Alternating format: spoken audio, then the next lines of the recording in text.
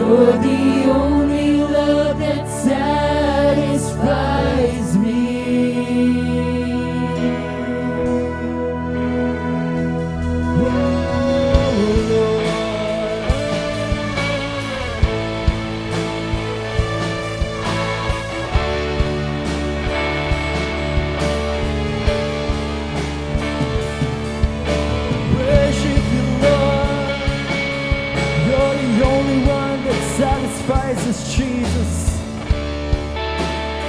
it's my constant request. My constant request above all things.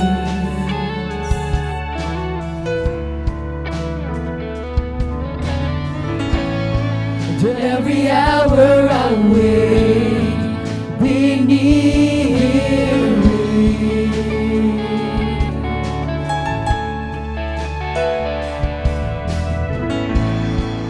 Though I've tasted and seen of your greater love, show me your glory, show me your glory. Let's lift our hands and sing. Spirit, fall, open up heaven's door, 'cause we're waiting with worship for more. For you're the only love that satisfies me. Lord, we run into your loving arms. We're safe. We're safe and secure in your love. You're the only love that satisfies me. Leave me astounded, leave me amazed. Show of your glory, let heaven invade. We're waiting with worship, we're waiting with praise for the almighty presence of God to invade. Spirit, fall. Open up heaven's door, 'cause we're waiting with worship for more. You're the only love that satisfies me. Lord, we run into your loving arms. We're safe and secure in your love.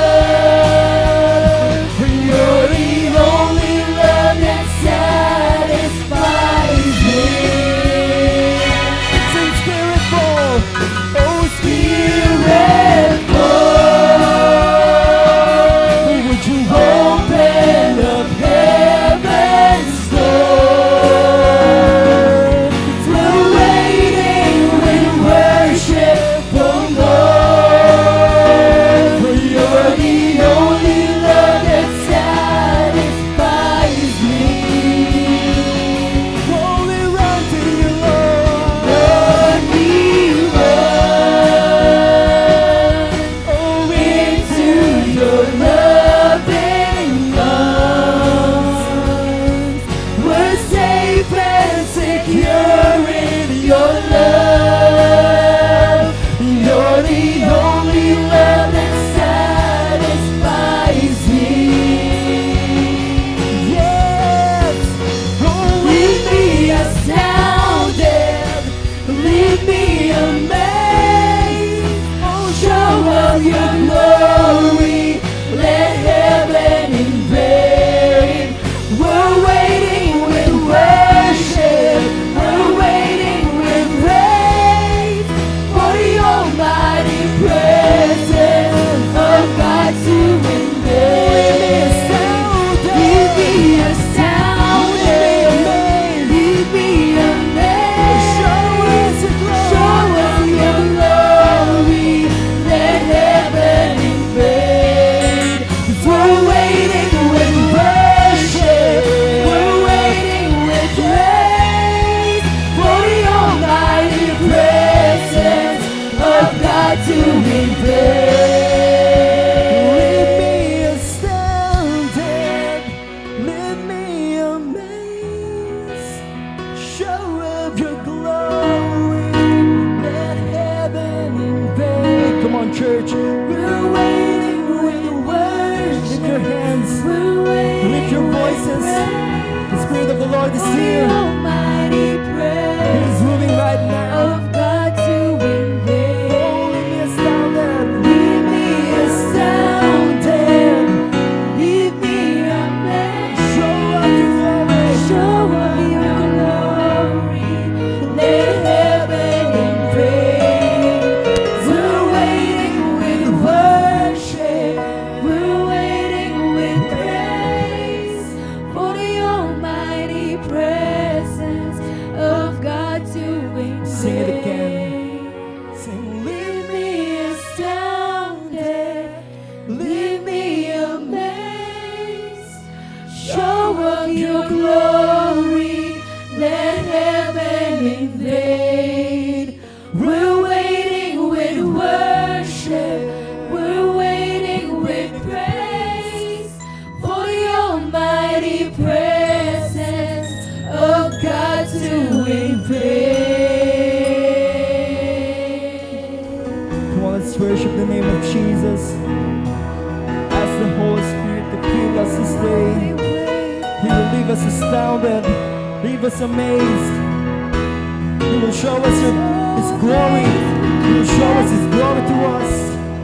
Come on, church, open your mouth and worship the name of Jesus.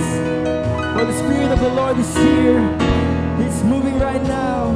Oh, we worship you, Lord. We worship you, Lord. We worship you, Lord.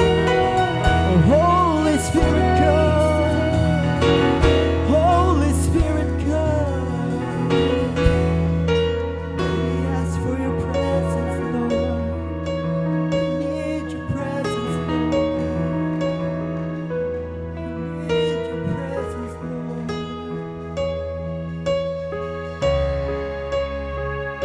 Oh, we welcome you in this place, Holy Spirit. Continue to move. Move in our lives, Jesus. Send your fire. Send your presence to us, oh Lord. We need you.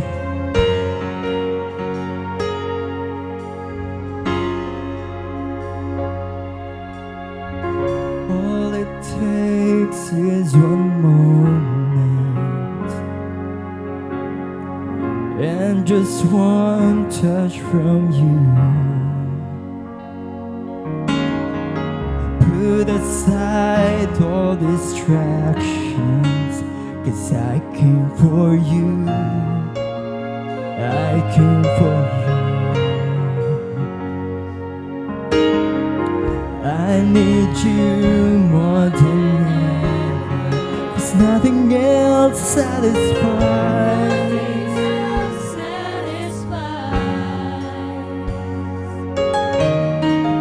All my life I surrender, 'cause I live for you.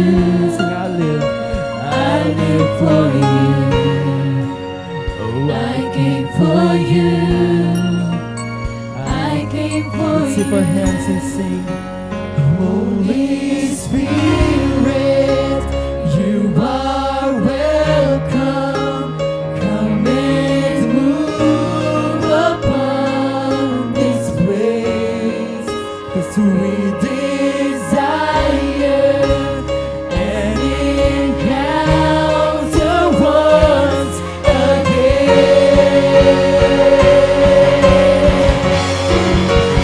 Holy Spirit,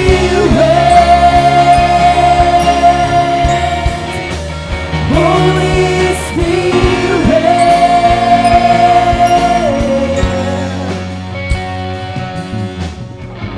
now that my heart is open, I am ready for you. Jesus, take me deeper, 'cause I came for you. I came for you. Lord, I came for you.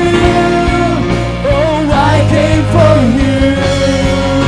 So Holy Spirit, you are welcome. Come and move upon this place. Oh, we desire an encounter once again. Oh, send your fire, release your power, so we'll never be the same. 'Cause we desire an encounter once again.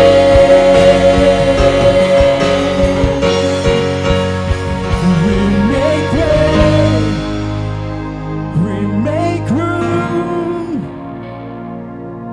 Lord, let your spirit move.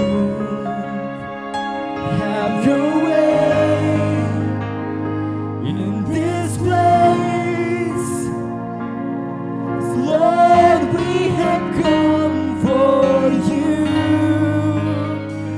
We make way. Come on, let's make way for Jesus. We make room. Oh, we welcome you in this place, Lord. Lord, let your spirit move. Oh,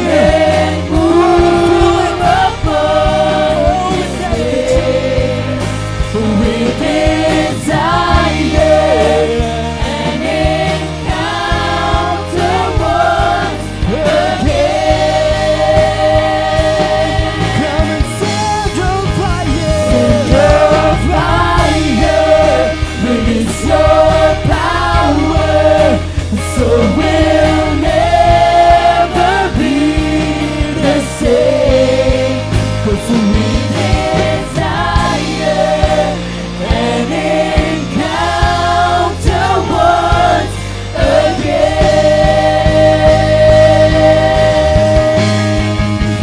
Holy Spirit, Holy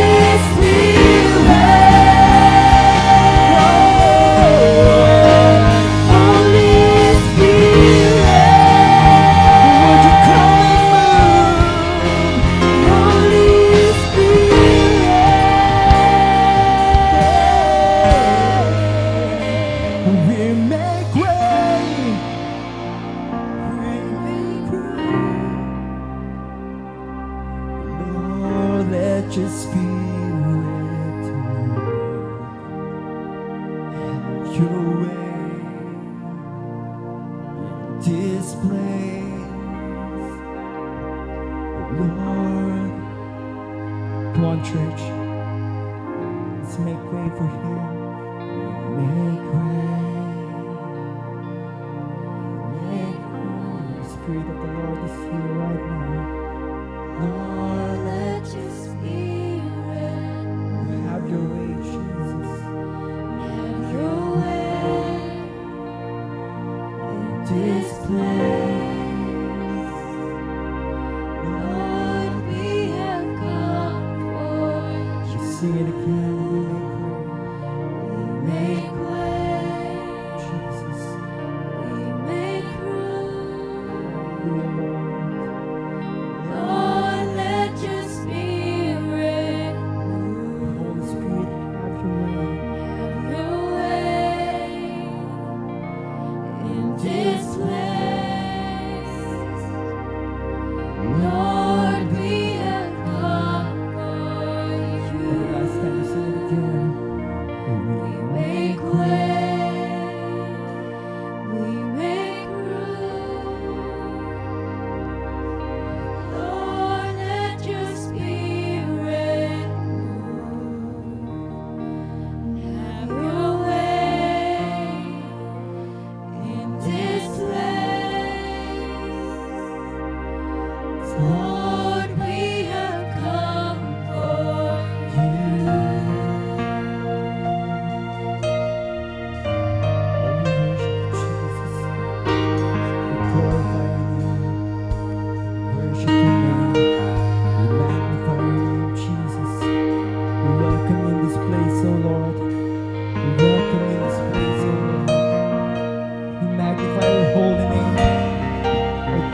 The Spirit of the Lord is here.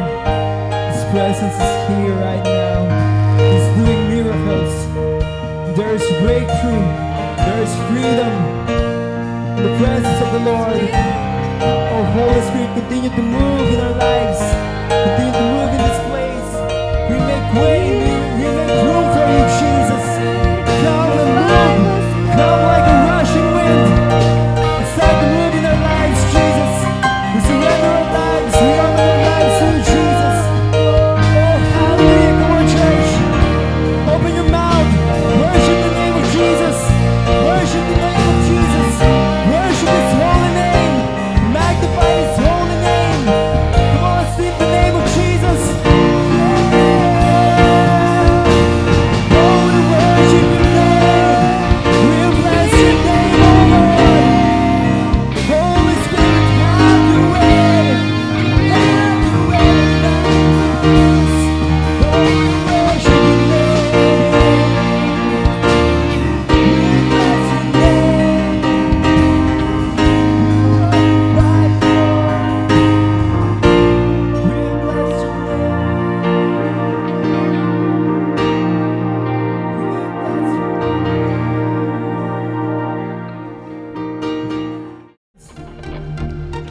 This is our time and this is our place to declare that Jesus is Lord.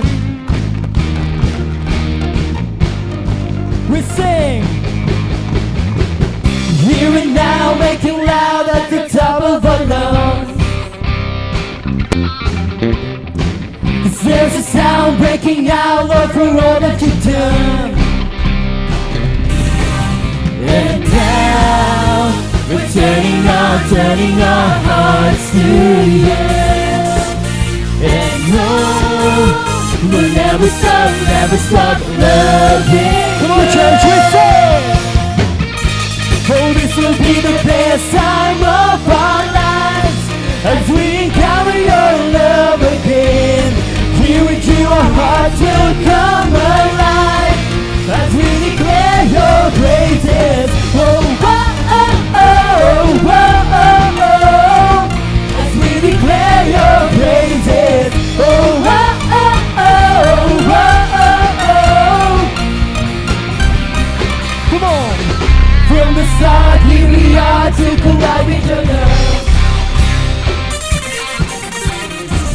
Every heart set apart just to be where you are.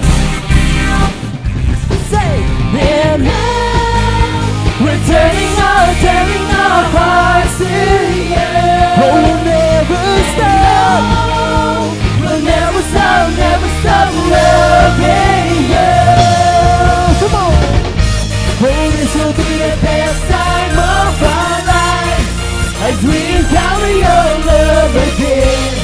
Here with you, our hearts will come alive as we declare your praises. Oh, oh, oh, oh, oh, oh, oh. As we declare your praises. Oh, oh, oh, oh, oh, oh, oh. Come on, sing. Oh, this is our time. This is our place. This is our moment to lift your name. This is our time. This is our place. This is our moment to lift your name. Come on, let's take the name of Jesus higher. Come on. Oh, this is our place. Come on, church. This is our moment to lift your name. Lift your name higher. Oh, this is our place. This is our moment to lift your name. Say, oh, oh, oh, oh, oh, oh, oh, oh, oh, oh, oh, oh, oh, oh,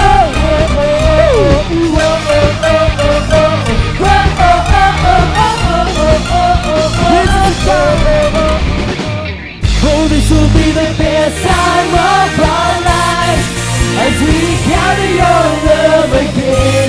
Oh, here with you, our hearts will come alive as we declare your praise. Oh, oh, oh, oh, oh, oh, oh, as we declare your praises. Oh, oh, oh, oh, oh, oh, oh.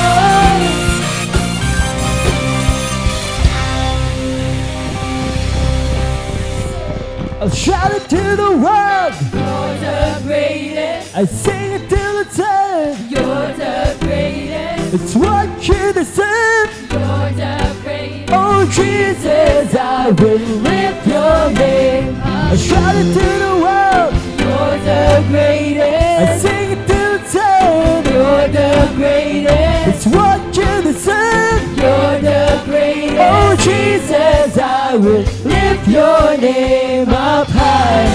Oh, let's clap our hands. I wanna give you what you deserve and wanna take in reserve.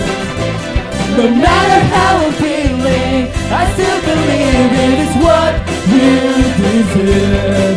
For my praise belongs to you. For my praise in every season, Lord, belongs to you. Oh, sing it again. I'll shout it to the world. I'll shout it to the world. You're the greatest. I sing it till it's heard. You're the greatest. It's what you deserve. You're the greatest. Oh Jesus, I will lift your name up high. Come on, clap your hands. Oh, I lift your name up high. Come on, let's take the name of Jesus. 1, 2, 3, let's go.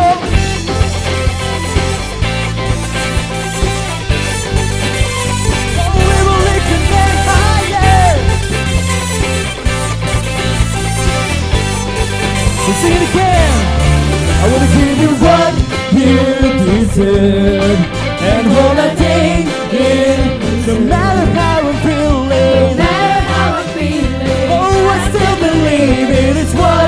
You deserve all my praise. Yeah, belongs to you. All my praise, every season, Lord, belongs to you. I shout it to the world, you're the greatest. God, sing it till it's heard, you're the greatest. It's what you deserve, you're the greatest. Oh Jesus, I will lift your name up high. Oh, I lift your name up high.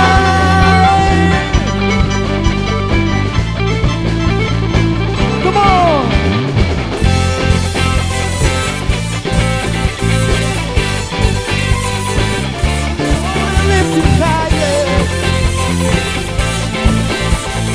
Sing, let everything that has breath praise the Lord. Say, let everything that has breath praise the Lord, for He is worthy to be praised.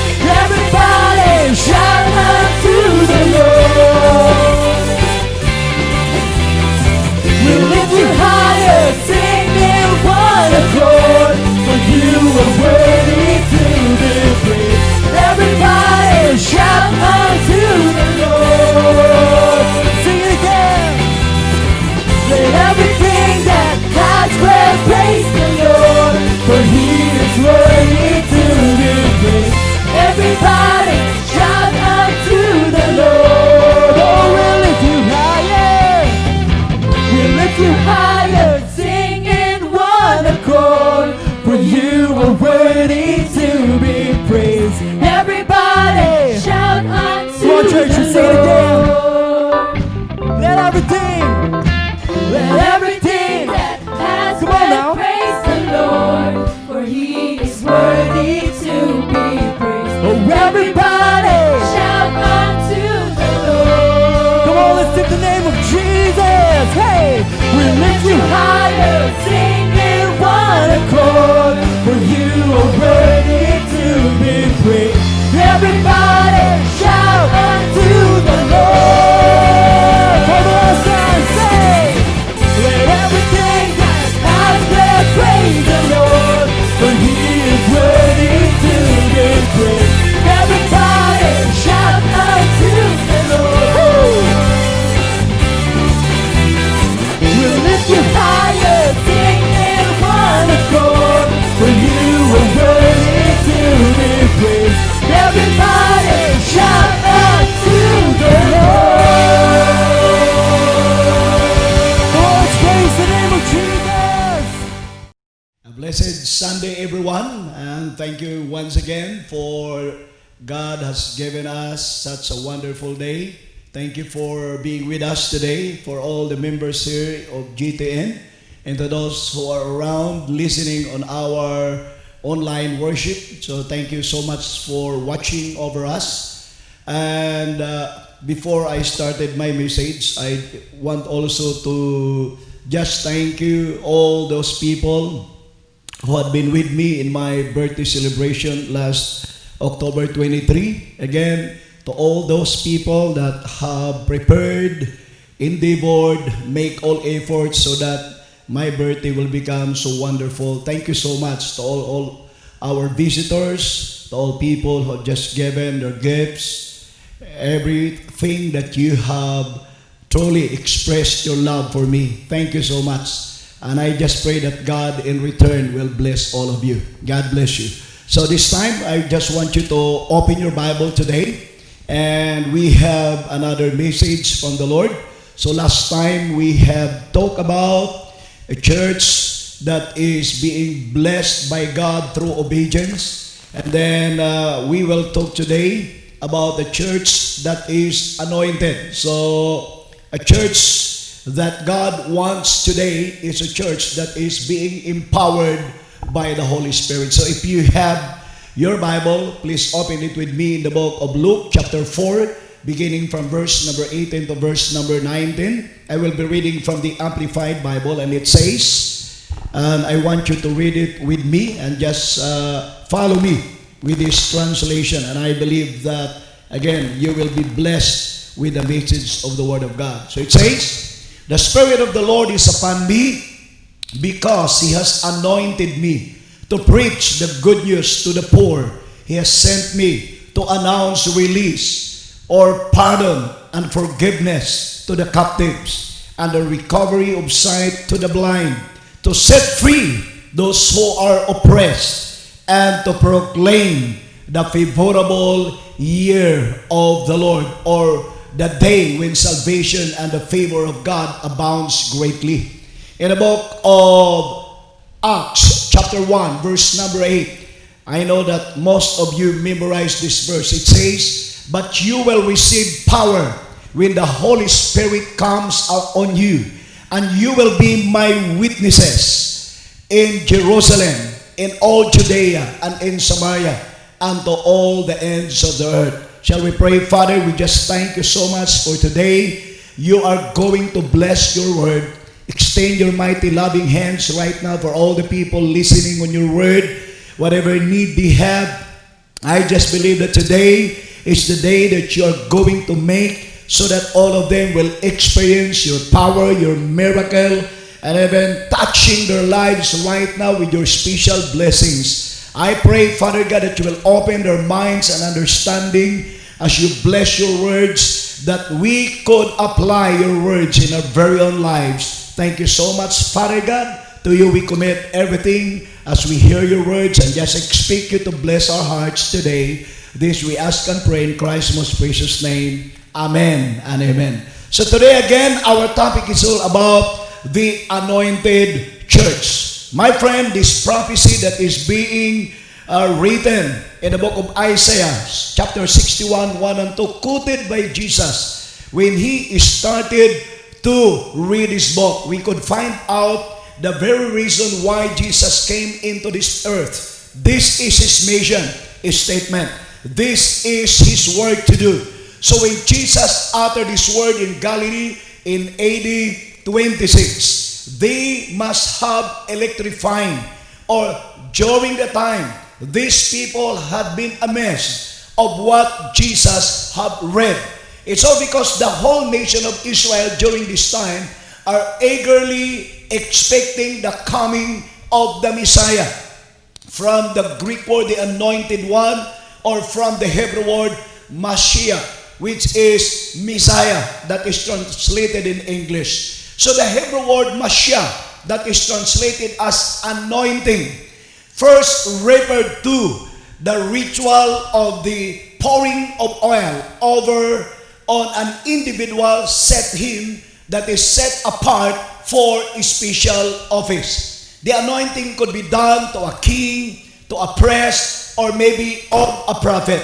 My friend, our passage of the anointing of God will tell us the importance of Christ's work, that he will accomplish a particular purpose. It is both an empowering and commissioning verse. We could see here that Jesus is being empowered for his mission and commissioned to do what he has been tasked for the work of the ministry. Yun ang pinapagawa ng Diyos para sa kanya.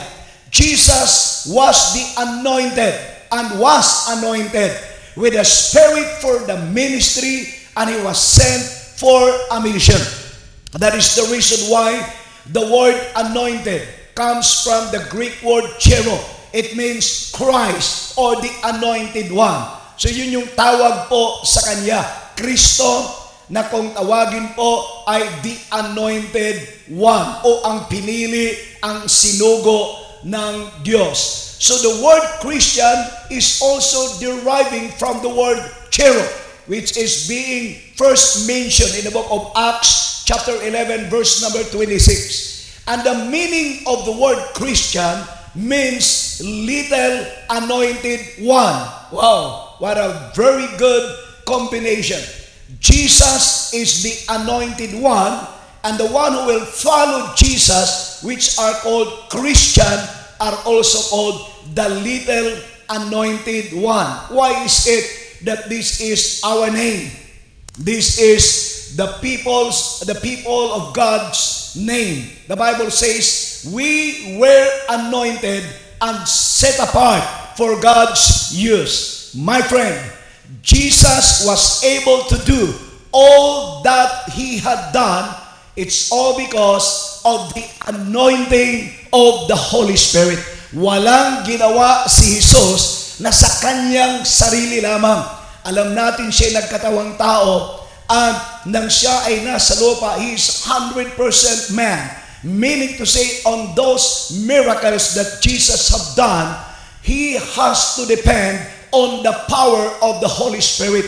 The Bible says He came upon Jesus, referring to the Holy Spirit, that He might accomplish all these great things that Jesus did during the time of His ministry. That's why in the book of Matthew chapter 3 verse 16 to 17, Christ's ministry began after the Holy Ghost came upon Him. The same thing with the church. It is started with the coming of the Holy Spirit being told to us in the book of Acts chapter 2.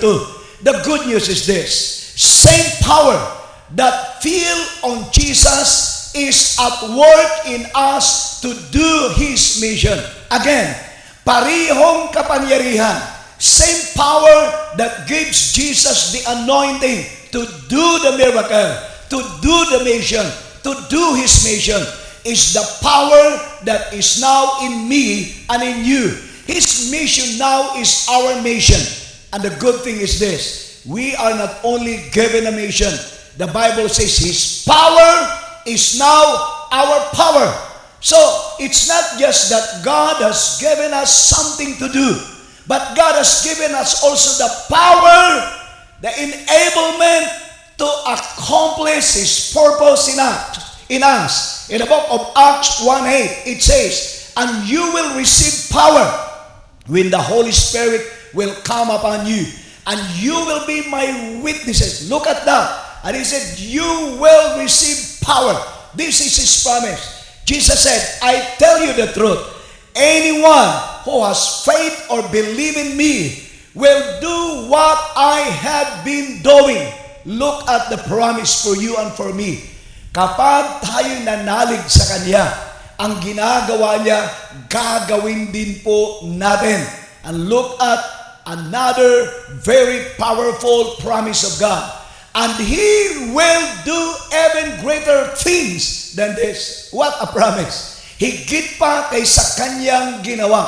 I'm not saying that we will be more than Jesus Christ, more than His power. What I'm saying is this: God has just promised to us that even in our time today, with more trials, with more challenges, with more works to do, God has said, you can do even greater things. This is His promise for us. My friend, we are to minister with the same power which Jesus ministered in the power of the Holy Spirit. Acts 10:38. How God anointed Jesus of Nazareth with the Holy Spirit and power, and how He went around doing good. Look at that. After the anointing, then He started to do good.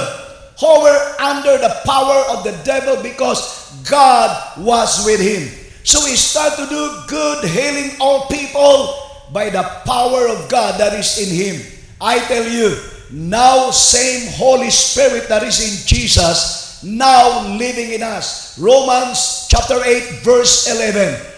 The same power that raised Jesus from the dead is now living in me, is now living in you, anointing empower us to do good and to minister even beyond our natural abilities.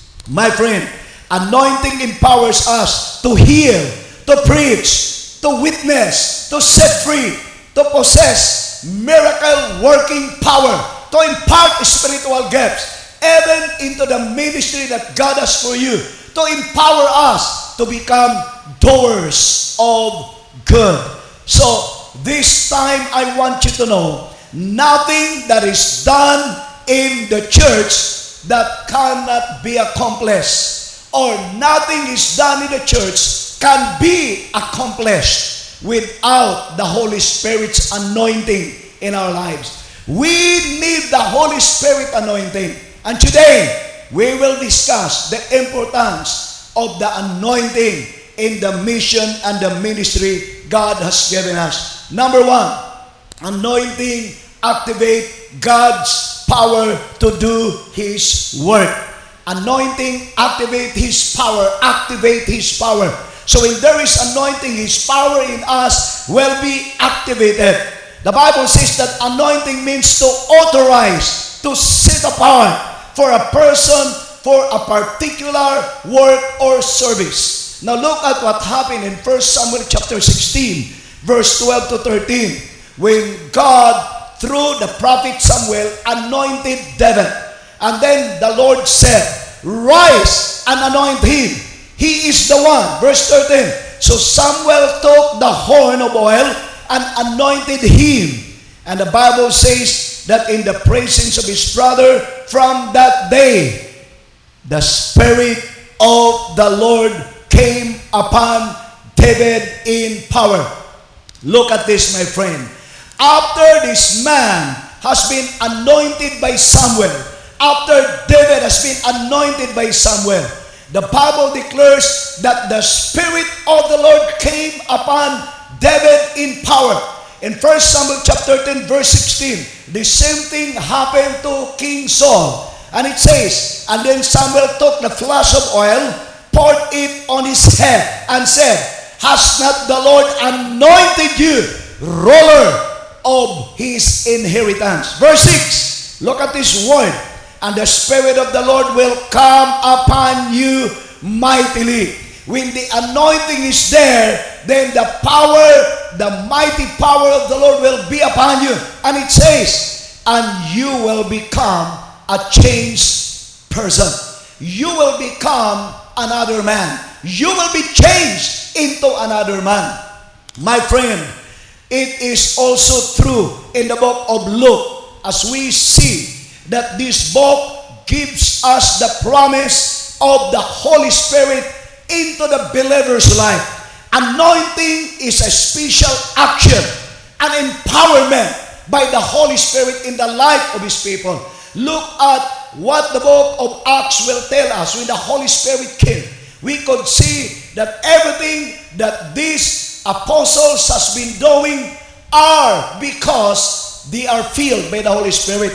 Acts chapter 4 verse 8, "Then Peter with the Holy Spirit," look at that. It's not Peter alone, but with the Holy Spirit. "And they were all filled with the Holy Spirit, and they spoke the word of God boldly," because of the power of the Holy Spirit in them. Ang sabi ng Bible, naging matapang sila para ipangaral ang mabuting balita. When God chose the 7 men, the first requirement is that they must have to be full of the Spirit. Acts chapter 6, verse number 3.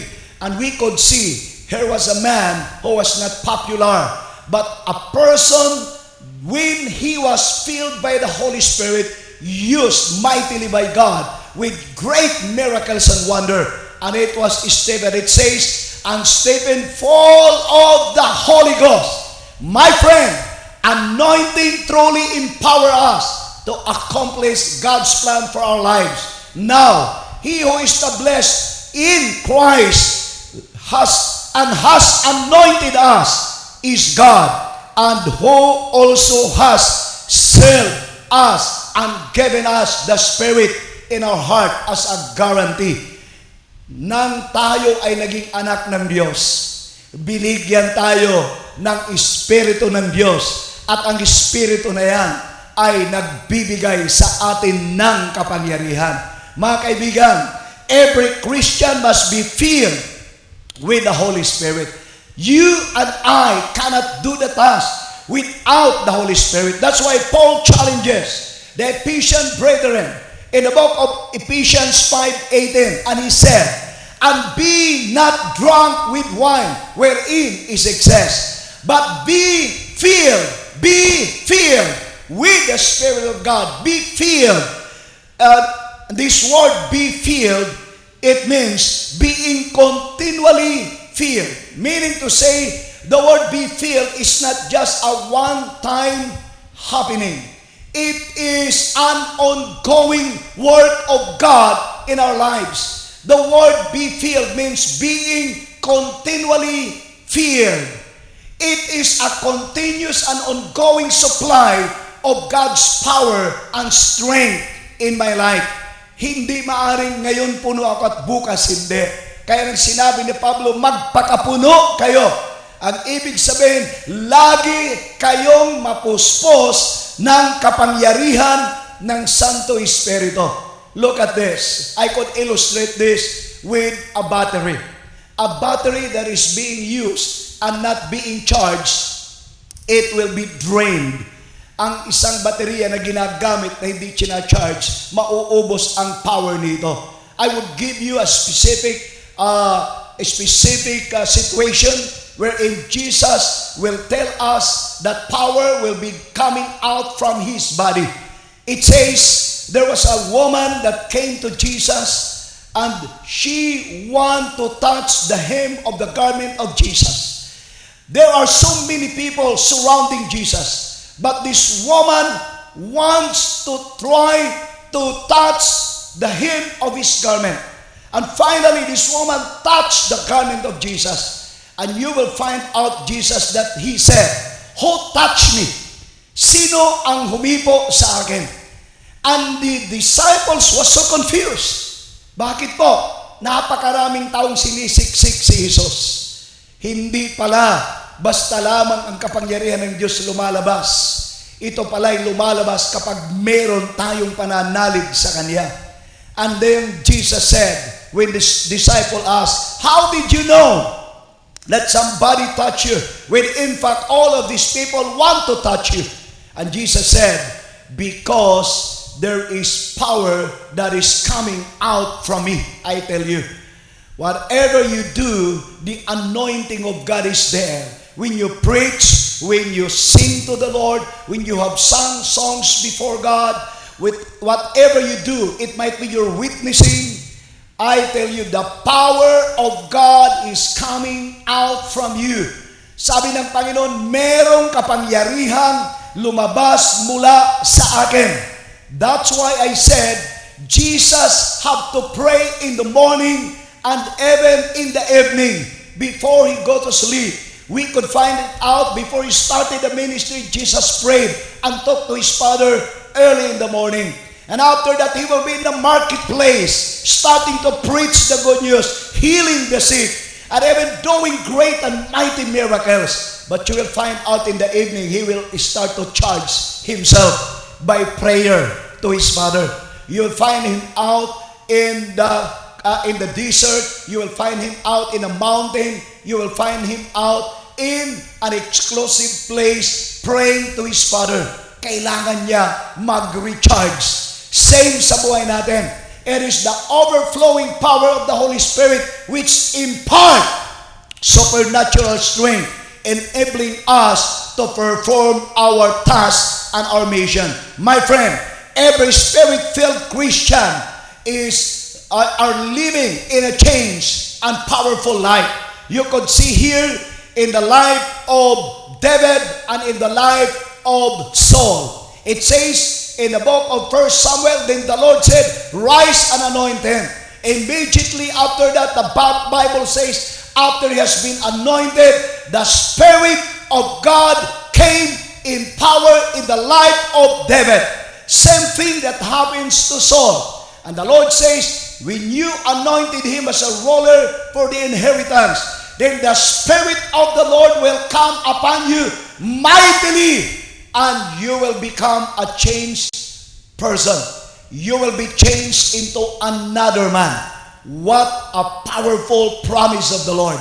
When we are filled by the Spirit of God, we start to live a changed and a powerful life. The question is, why a Spirit-filled life is victorious and a powerful life? I tell you, my friend, it's all because this life is characterized by a Christ-centered life. Whenever you are being filled by the Holy Spirit, you start to live a Christ-centered life, trusting God, obeying God. You will have the joy and the boldness to introduce Jesus to others. And you will have effective prayer life when you are filled by the Spirit of God. Yung panalangin mo, effective. You will have the love for God's Word. Ang isang Spirit-filled na tao, ang pag-ibig niya sa salita ng Diyos ay nag-uumapaw. He has that joy to serve the Lord. Pag ang tao po'y puspos ng Espiritu ng Panginoon, siya'y punong-puno ng kagalakan. Makinig kayo, without the anointing, we will live a defeated life. We will live in unbelief. Dahil itong nangyayari. Look at Israel. Look at these people who had been promised by God to enter into the land of promise. They could not believe that God could bring them on that place flowing with milk and honey. They start to doubt God. They start to disobey God. This is also the life of every Christian that is not empowered by the Holy Spirit. Without anointing, I live a life of unbelief. I live a life of disobedience. Wala akong ganang mag-pray for prayer life. Ay wala akong desire parang salita ng Diyos ay aking mabasa. I will start to live a critical spirit at hindi ako magiging mapagpasalamat sa Diyos. My thoughts is being impure. Sisirain ng demonyo ang aking kaisipan. At higit sa lahat, I will live a prostrated life full of worries and discouragement. My love for God and others will be lost. I tell you, we need the power of the Holy Spirit. God's anointing power has enabled us. Without this, we cannot be used by God. Remember, we are once disabled by sin. Dahil sa kasalanan, ang magandang plano ng Diyos, sinira tayo, kaya hindi tayo magamit ng Diyos. We are made useless by Satan. Ang gusto ni Satanas, ang buhay mo ay maging walang kabuluhan.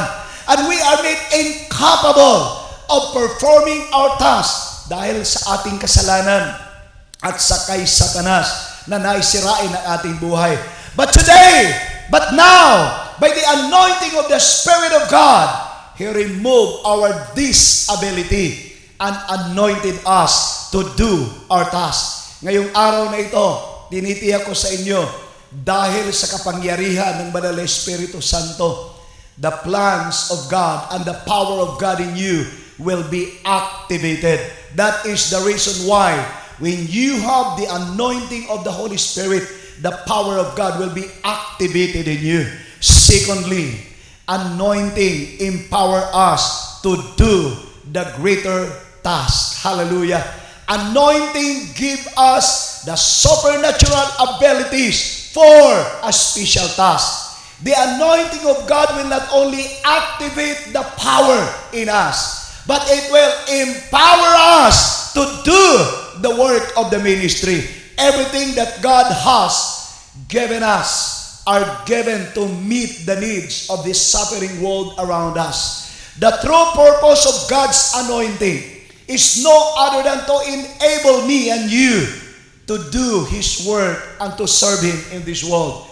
You are equipped to give hope to a dying world. Kaya nga po, kapag mapuspos tayo ng Espiritu Santo ng Panginoon, nagkakaroon tayo ng galak na gamitin tayo ng Panginoon. The anointing that was once reserved for the kings, for the priests, and for the prophets of Israel. These three offices, which is now received by Jesus, is now also the same anointing that He wants to impart to you and for me.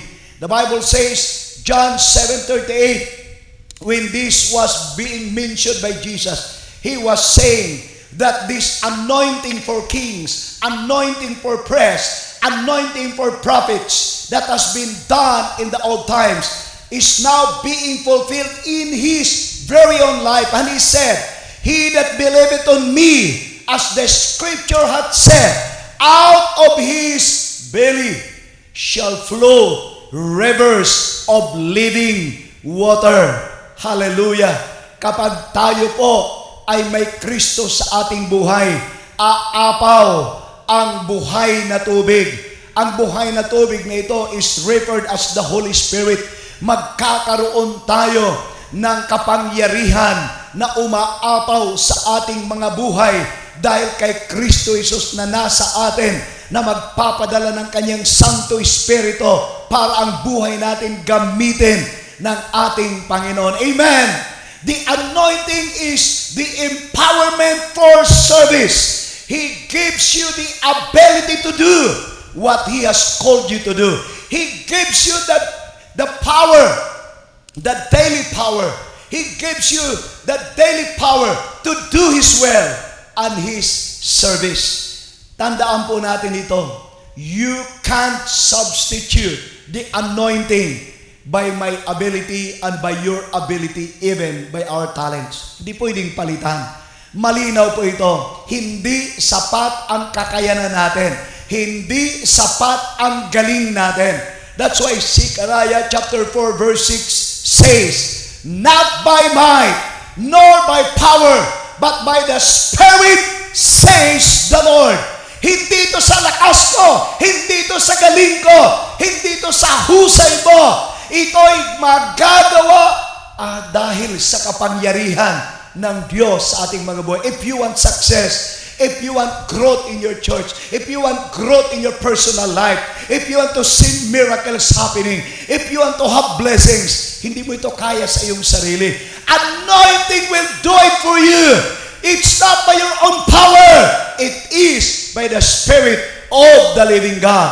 How this anointing be activated in the life of the ministry of God's people. Kapatid, you have to receive it. Kailangan tanggapin mo ito. And the Bible says, but you will receive power. You have to receive power. Kailangan meron ka nito. After the Holy Ghost will come upon you. And then, the ministry started. You cannot be used by God. Your life will become and be rendered useless by the devil until you are filled by the Holy Spirit of God. Why?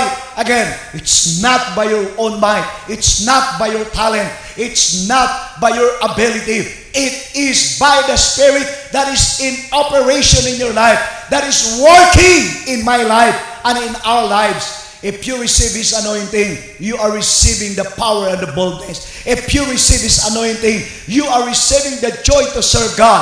If you receive His anointing, you are receiving His love for the lost. That's why Jesus said, and you will receive the power with the Holy Ghost will come upon you, and you will become my witnesses. Naunang mapuno, naunang mapuspos. Pag napuspos ka, mararamdaman mo yung kapangyarihan ng Diyos. Look at Peter. He was rendered useless by the devil. Maaring magaling si Peter. Maaring mahusay si Peter. But because he started to depend on his own might, pinakita ng Diyos, pero you cannot make it by your own. You have to wait that you will be filled. You have to have the Holy Spirit. You must receive the Holy Spirit. And in Acts chapter 2, you will find it out. As they were in prayer, suddenly the Holy Spirit came in like a rushing mighty wind. And all of them were being filled by the Holy Spirit. And look at this man who was hiding. Look at this man who was afraid to die. Look at this man who was rendered useless by the devil because 3 times he denied Jesus. But when he was filled by the Holy Spirit, he was not afraid. He was so bold, standing before thousands upon thousands of men. And on that day, you will find it out of those people that are in Jerusalem worshiping God. As they hear the gospel, they started to receive the Lord Jesus Christ. On one preaching of Peter, there are 3,000 men who received the Lord Jesus Christ. Look at this, my friend. If you have the power from the Holy Spirit, you will never be used by God. You are anointed, chosen for a specific purpose. You are anointed to be a witness. You are anointed to overcome the world. Hindi ka po pinili ng Diyos para paglaruan ni Satanas. Pinili ka ng Diyos dahil meron siyang purpose sa iyong buhay. Start now to claim it now in your life because God promised to give it. And we will have it as a full reservoir instead of being an empty cistern. Hindi tayo kulang. Tayo'y pupunuin ng Panginoon. After you have received, you have to release the Holy Spirit in your life. Anointing touches life powerfully when you release it. As much as the anointing is not being released, no person will be blessed. No life will be blessed. No power will be seen. You could never see signs and wonders unless it is being released. That's why the Bible says in John 7:33, he who believes in me, the Bible says, and the scripture says, from his innermost being shall flow rivers of living water. You will have the outpouring, the abundance of God's power upon your life. The world is in suffering right now. You have to release the power and the powerful message of the Lord to all these kinds of people suffering in the world.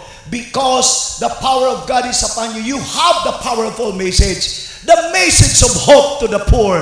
The message of deliverance to the captives. The message of love to the world full of hatred. The message that heals the brokenhearted to a hurting world. The message that offers peace and rest to the world full of anxiety. My friend, you have to release it, or otherwise people will continue to live hopeless life.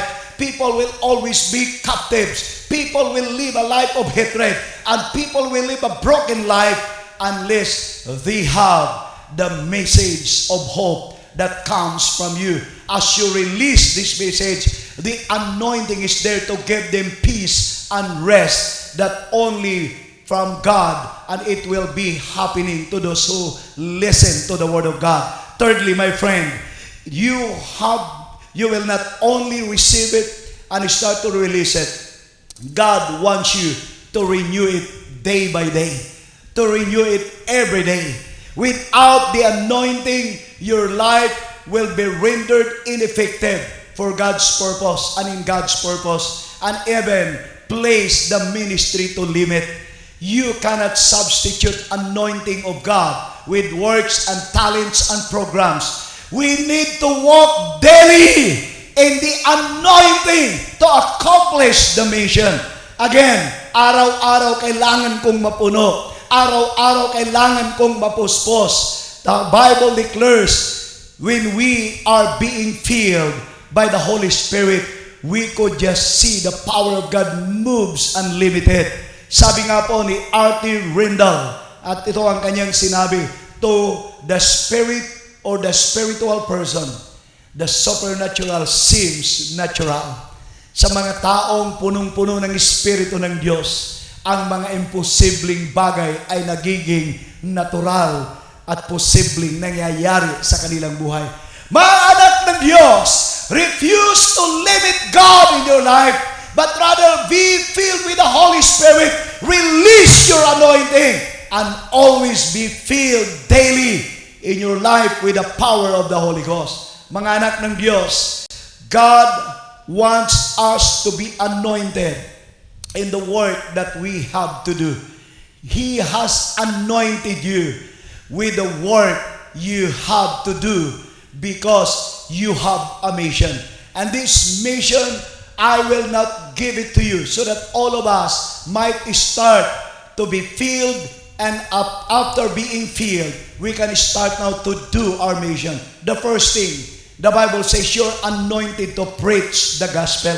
My friend, life is hopeless and helpless and lifeless without Jesus.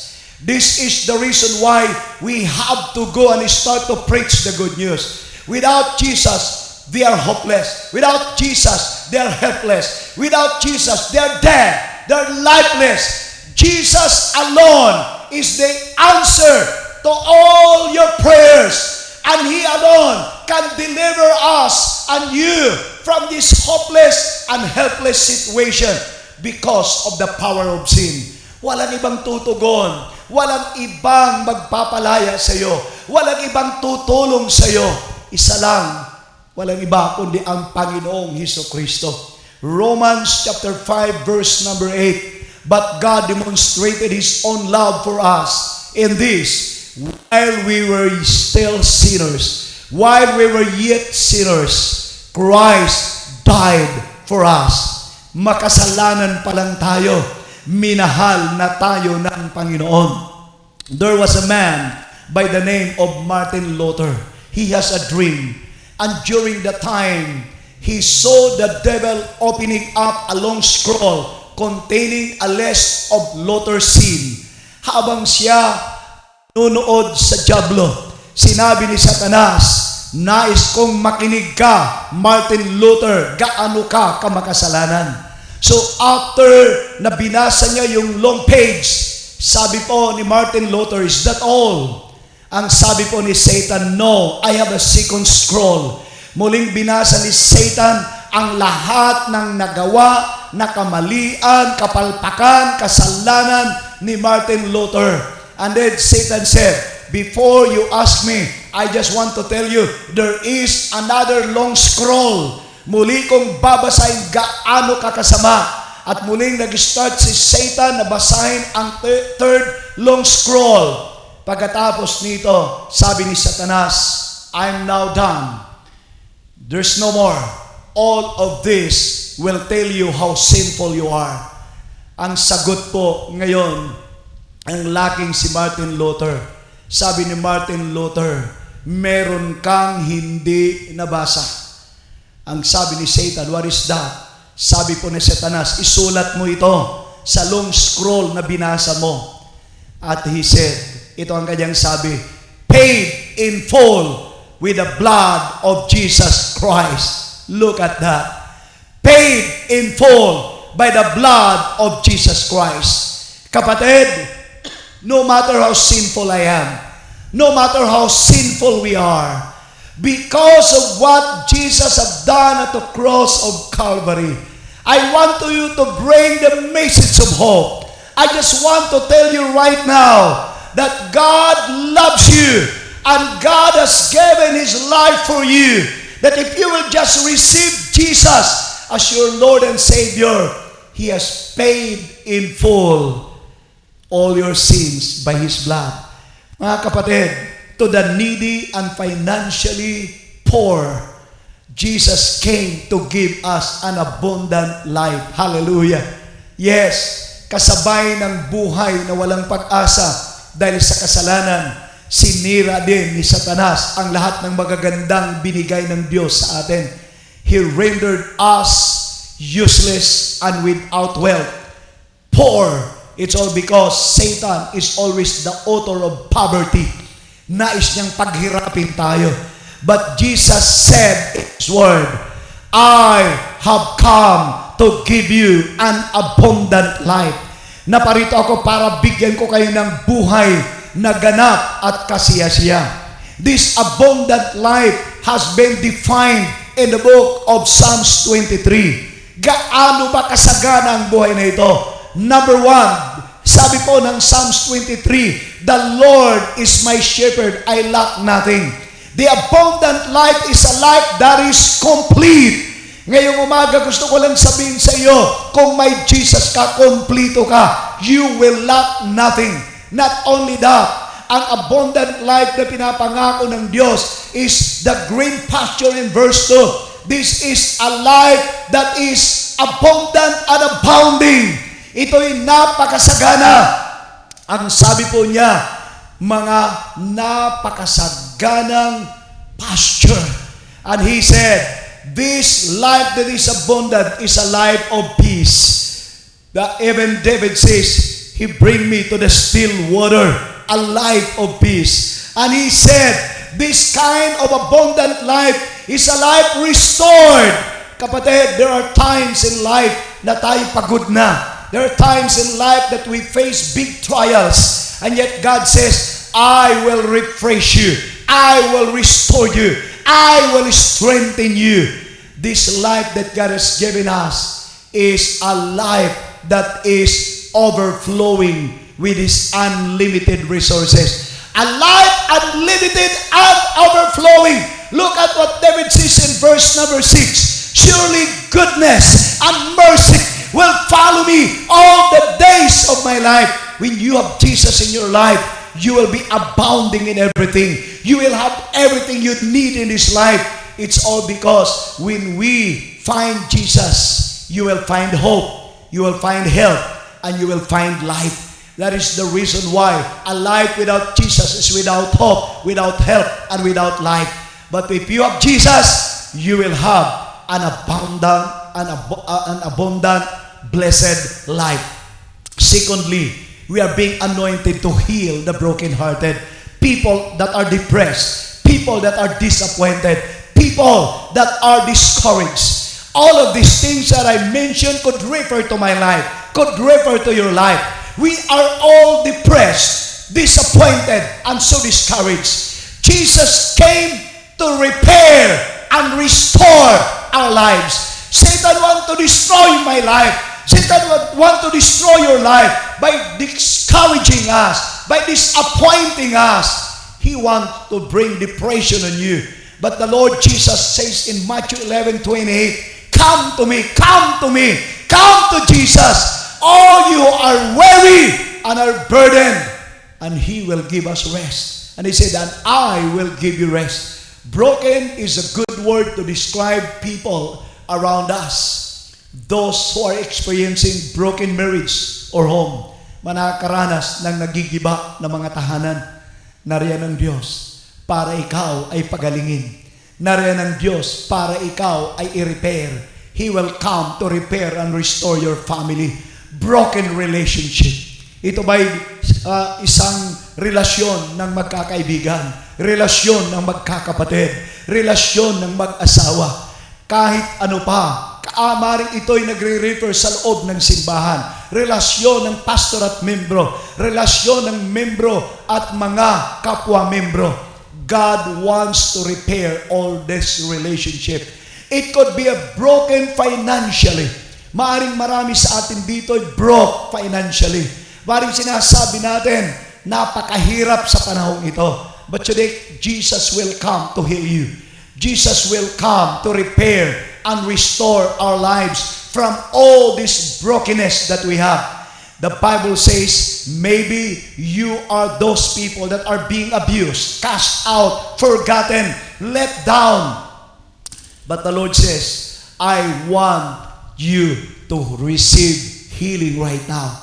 Are you that person that wants healing right now? Come to Jesus. Come to Jesus. We have this message. We have this anointing that when you have Jesus in your life today, as I bring this message to you, God will start to repair and restore your broken heart. Thirdly, we are being anointed to set the captives free. Anointing empower us to defeat the enemy. Look at Isaiah 10:27, and it says, and it shall come to pass in that day that his burden shall be taken away, and from off this shoulder, and his yoke from thy neck. And the Bible says, as he remove it from your neck, and the yoke shall be destroyed because of the anointing. The yoke will be destroyed because of the anointing. Kapatid, ano man ang nagpapabigat sa buhay mo, ano man ang tumatali sa iyo, whatever right now is doing harm against you, putting you to captivity, bisyo, problema, mga bagay na hanggang ngayon paulit-ulit nangyayari sa iyo, bagay na para bagang hindi ka na makalaya. Ngayong umagang ito, nais ng Diyos, palayain ka. Anointing destroys Satan's legal right in your life. Sin is the gate pass to the devil. Kaya po tayo alipin dahil sa kasalanan. To break this legal right, isa lang ang paraan para wala ng karapatan si Satanas sa iyo. You have to receive Jesus and make Him your Lord and Savior over your life. You have to destroy this legal right of Satan. Mamaya po tanggapin mo si Jesus sa iyong buhay. Anointing destroy the strongholds. The strongholds are the lies and the deception of Satan in our lives. Hanggang ngayon, minsan, meron ka ng Jesus, meron ka ng Kristo, pero naaalipin ka pa rin sa maling paniniwala, maling mga filosofiya sa buhay or philosophies in life, maling mga tradisyon na gawa ng tao pero pinamumuhay mo na animoy gawa at sinasabi ng Diyos. God wants to destroy this stronghold in you. Tinatakot ka, hanggang ngayon tinatalian ka ng mga maling doktrina, ng mga maling paniniwala. Hawakan mo ang salita ng Diyos. Huwag yung sinabi ng tao, huwag yung kinagisnan mo, huwag yung mga natutunan mo na hindi naman sinasabi ng Biblia. Gaano man kaseryoso itong sinabi sa iyo, gaano man po ito katagal nang nalalaman mo, hanggat ang Bible nagsasabing mali ito, mananatili itong mali kahit paniwalaan mo, mananatili itong mali kahit pa ito'y tanggapin mo, dahil ang Diyos ang nagpapabulaan. That's why the Bible says, you will know the truth, and the truth will set you free. Nais mo bang lumaya sa lahat ng mga mali mong pinaniniwalaan? Nais mo bang maalis sa mga mali mong filosofiya sa buhay ngayong umaga? Hayaan mo ang Diyos ay tanggapin mo sa iyong puso. Anointing brings brings inner healing in your life. It will not only destroy Satan's legal right, it will not only destroy the stronghold in your life. Ang anointing ng Diyos nagdadala ng kagalingan sa iyong puso. People that had been abused, rejected, wounded, and hurt are prone to demonic attack. Hanggat hindi mo napapakawalan yung galit, yung pong nararamdaman mo na puot sa iyong puso, hanggat may sugat na hindi gumagaling, kahit Kristiyano ka, magiging pintuan ito para makapasok sa iyo si Satan. Magiging pintuan ito para hindi ka makapagpatuloy na nabubuhay na merong kapangyarihan at katagumpayan. Because these wants, these hurts, these rejections, these abuses in your life, na hanggang ngayon natatandaan mo that until now is attacking your mind, that is right now hurting your hearts, that until now you find it hard na ikaw ay makalaya. I tell you ngayong umagang ito, nais ng Diyos na mawala ang bondage, ang galit, ang paghihigante, ang puot sa puso mo. God wants you right now to have the anointing of God that will heal your heart. Anointing breaks the yoke of sin. It will set you free, and it will bring healing to your inner being. Fourthly, anointed, and I, and even you and I, are anointed to bring restoration to all the people of the world. The Bible says, and Jesus said, I came here to proclaim the favorable year of the Lord. The year that is favorable is known as the year of Jubilee in the life of the Israelites. This is one of the greatest national celebration in Israel. And Jesus said, today, the greatest fulfillment of this year of Jubilee celebration is now being fulfilled in me. Jesus said that today, this year of favor of God will come upon your life if you will just allow Jesus to come into your life. Don't you know how great is this year of Jubilee? What is this year? What is this day of celebration? First, it was a day of rest. That year was so great because in that celebration, they will be given rest. On the 10th day of the 7th month, the whole nation will be in fasting and repenting for their sins. And at the sunset, the shofar will be sounded at the tabernacle. And it will be a great signal that all Israel will cease from their work. No more reaping of the harvest, just celebrating. They will all cease doing, because on that year, God will give them rest. Kapatid, pagod ka na ba sa buhay? Nandito ang Diyos para ang sobrang kapaguran na mayroon ka, bibigyan ka niya ng kapahingahan. Ngayong araw na ito kasabay ng year and day of restoration for your life. nangangako ang Diyos ng araw ng kapahingahan para sa iyo. Not only that, it was a day of restoration and freedom. Sa araw po ng Year of Jubilee, kapatid, noong araw na yun, ipapahayag sa lahat ng mga tao na ang lahat ng bagay na nawala sa kanila for 50 years, if they have lost their land and sold it to some other else, if they have given their lands in payment for their debts, kapag nagkautang sila, binayad nila ang kanila pong mga lupain para ito'y maipangbayad. O kung sila ay alipin dahil sa kanilang mga pagkakautang, sila ngayong araw na ito ay palalayain ng Diyos. Sila ay palalayain ng Panginoon. Everything that has been lost in their lives will be restored back. Kung may anak silang naging alipin, lalaya yung pagkakasama nila. Kung nawala ang kanilang ari-arian, ibabalik ito sa kanila at muling ito ay magiging sa kanila. Their houses, their lands, their farms were all returned. There were no poor. Hallelujah. Wala na pong mahirap. There were no slave. There were no homeless. Lahat po ay magiging reunited to their family. That day is the day of restoration and freedom. And thirdly, that day will be a day of great celebration.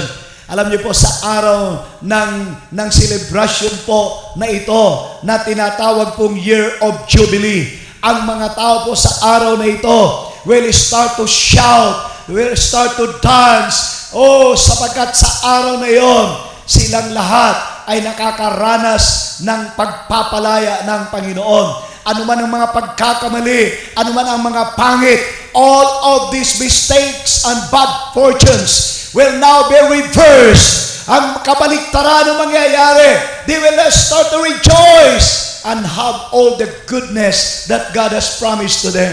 My friend, as I conclude, I want you to know that God wants to bring you a magnificent message by the anointing of the Holy Spirit. I just want you to know all your past has been canceled. All prisoners of vices has been set free. All your sins has been forgiven. All that the devil had stolen from you are restored back to you by the Lord. Do you want Jesus right now in your life? I tell you, if you are a sinner today, the Bible says His anointing with the mission that He has given unto you, He will give you right now this deliverance. The world today, it might be you and me that is in great suffering because of sin. Sinners that is without Jesus will have eternal life. Poor will have their hope because God will give them abundance in life. The captives will now have their deliverance. The hurting world will now receive their healing. The anxious world will now have peace and rest for their souls. It's all because when we come to Jesus, we will be forgiven and we will have God's salvation. Today, God promised to you to give freedom, restoration, healing, and deliverance. Do you want to receive Jesus right now as your Lord and Savior over your life? I tell you, there is freedom and recovery when we come to the Lord Jesus Christ. There is freedom, recovery, and release when Jesus will come into your life. If you want right now to have this freedom, I just want to lift you up. And I want you to have Jesus in your life. Kindly close your eyes. Everyone right now who want to have Jesus right now to be in their lives, just receive Him today. And you will have Jesus that will give you the forgiveness of your sins and will set you free.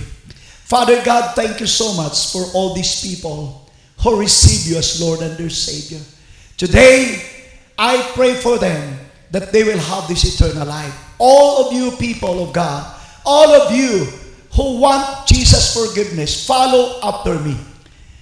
Father God, thank you so much, Jesus, for loving me. Thank you today because I understand how sinful I am. I acknowledge I am a sinner. And today, I ask you to forgive all my sins, all the sins that I have done wrong against you. Forgive me. I open my heart for you. I invite you to come into my life. And beginning this day, you will be in my heart. You will stay in me. Come into my life. Make me your sons, and I will be your part of your children. You will be my Lord and my Savior. Thank you so much, Jesus, for the gift of life you have given me. And I just believe even today, because you have given me forgiveness, I will be set free from all the works of Satan in my life. My name has been written up in heaven, and I just thank you today that I have the life eternal in Jesus' name. Amen. Sa lahat ng gustong tumanggap, sabihin lang niyo ang panalangin ito. Panginoong Hesus, tinatanggap kita bilang aking Panginoon at aking tagapagligtas. Inaamin ko ako'y makasalanan. Ngunit sa oras na ito, ako ay ako'y humihingi ng kapatawaran sa lahat ng aking pagkakasala. Maghari ka sa buhay ko. Pangunahan mo ang buhay ko. At mula sa araw na ito, nangangako akong susundin kita sa aking buhay. Salamat sa buhay na walang hanggan. Salamat sa kapatawaran. Salamat dahil ginawa mo na akong anak. Ito ang aking dalangin in Jesus' name. Sa mga nandito ngayon na nagsasabi, nais kong makalaya. Today I pray, and you will receive right now the power of the anointing of God in your life today. Receive this as I pray. Father God, you have seen all these hands. You have seen all these people around the world. You have sent them, Jesus, as they come to you and ask, Father God, your liberating power, your power that can set us free from all these bondage of Satan's. Oh, in the name of Jesus, I pray in Jesus' name for those who are in financial problem. I set them free from the spirit of poverty in the name of Jesus. In the name of Jesus. And today we declare we have our blessings in Jesus. We are having our abundance in Jesus. Sa lahat ng mga nandito, pinasagana kami ng Diyos. Masagana na kami dahil may Kristo kami. Pinalaya na kami sa kahirapan. We also pray right now for those who are in bondage of sin and vices. Ano bang uri ng bisyo? I pray in the name of Jesus, set us free from all our vices in Jesus' name. In Jesus' name. Ito may bisyo ng droga, bisyo ng paninigarilyo, bisyo ng alak. In Jesus' name, I pray for complete deliverance from all these vices. Malaya na ako dahil kay Jesus.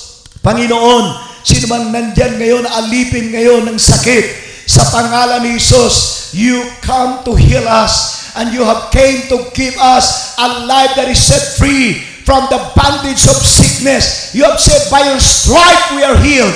Ngayong umaga lahat ng may sakit, sa pangalan ni Jesus, receive your healing. And Lord, for those who have emotional bondage, gaano man kalaki ang sakit na nararamdaman, gaano man karami na mga sakit na kanilang tinanggap sa kanilang mga nakaraan, sa pangkasalukuyan nilang kalagayan, I speak forgiveness in their hearts. I speak healing right now in their hearts.